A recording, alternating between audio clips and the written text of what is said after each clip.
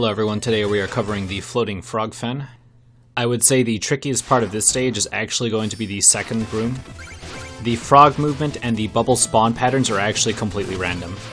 The best piece of advice I can give is to be prepared to use your code to get through frogs. That said, we can finally start doing some Carter jumps, so I'll make sure I briefly go over how exactly you execute those, because it's not too hard. Unlike the frog bubble room, this room is tricky, but with enough practice, it shouldn't give you any surprises. Also, if you're not confident in turncoat jumps, there's no shame in going to the left to finish this room.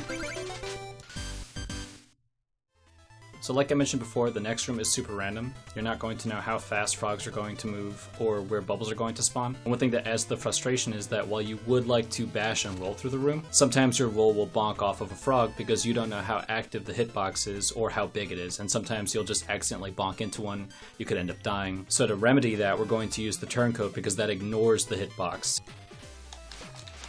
So bash 1, 2, 3, 1, 2, 1, 2, 3, 4, 5, 6, and you should be able to make it past all the frogs. Now in this room we're going to be doing a Carter jump or a moon jump, and you do that by canceling the up bash with a turncoat, which gives you a lot more height.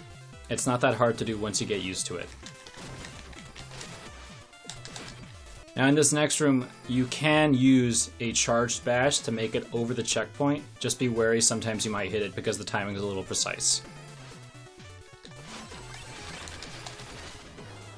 The last up bash in this room is a moon jump, so just keep that in mind.